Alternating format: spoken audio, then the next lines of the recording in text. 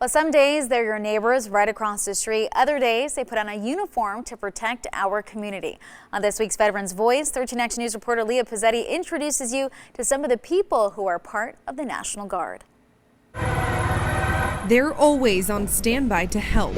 And now you might see more people in uniform around Las Vegas as the Nevada National Guard is called in for duty. You're going to see more members of the Nevada National Guard taking on more missions here in the state over the next few weeks. Major General Andre Berry says the National Guard has three main purposes: to help our country win national wars, to protect our homeland, and to keep strong partnerships. This call to action falls under the second category. And while the sight of a person in uniform may seem intimidating, he says it's just the opposite.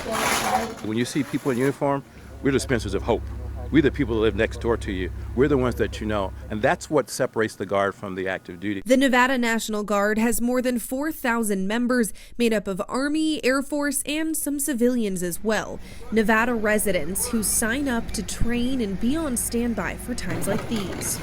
People like Sergeant Todd. It's not that I'm overseas fighting for an entire country. I'm fighting for, like you said, my neighbors, my friends, my family.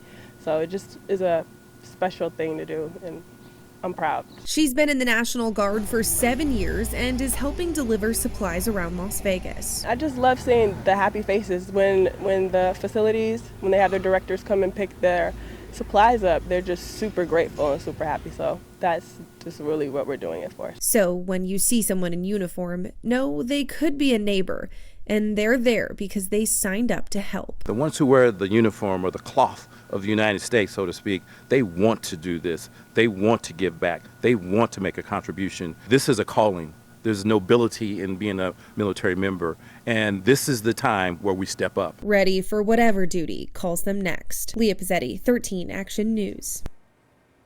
Well, the governor is the commander-in-chief when there is a state of active duty like there is right now, and he determines where help is needed most. Now, if you know of a story of how coronavirus is impacting the military community, let us know at veteransvoice@ktmv.com. Veterans Voice is sponsored by Lexus of Henderson and Lexus of Las Vegas.